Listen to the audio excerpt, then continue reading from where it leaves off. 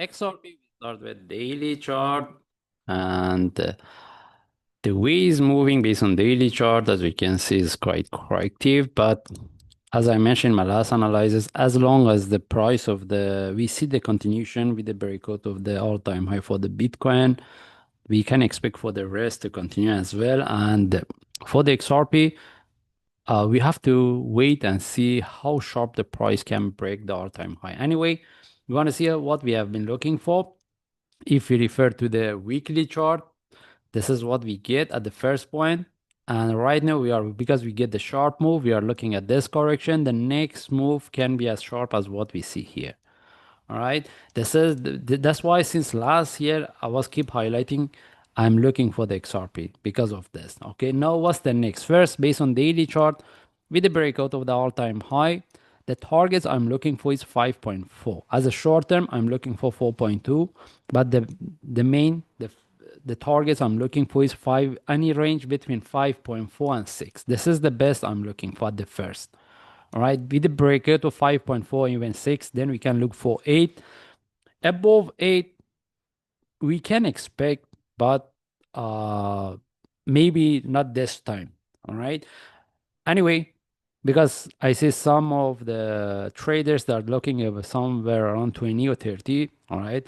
Again, we can expect for the XRP to reach even 30, okay, but not now or within no even I can say not within 2 or 3 years. All right, this times if you see the continuation, the first things I'm looking for 5.4 with and 6. This is the first target, then somewhere around 8, and the best is 10.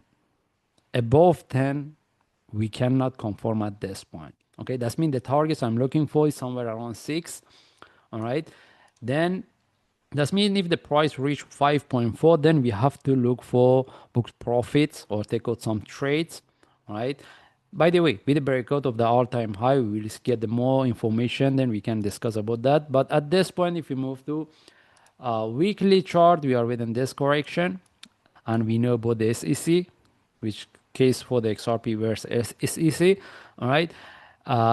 Then that means we can expect to get some news whether which is good or bad, which they will have the effect on the price for the short term.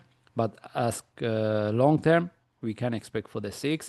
And with the breakout of this correction, the next move, it can be as sharp as what we have here. All right. That's why within this correction, if we get any opportunity for buy, we'll take it. If there is a continuation, we keep the trade. If not, we should know how. We try to manage it or take out the trade in the break even or book some profit. And if we move to daily chart, the way is moving, we can expect if the price of the overall market, if we don't see the continuation on overall market, we can expect for the next drop. And if it's happened, we can look for 1.97.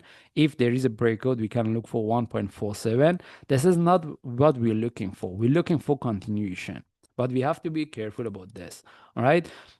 Then I'm looking at this. We want to see whether based on lower time frame, if we get any opportunity for buy, we'll take it.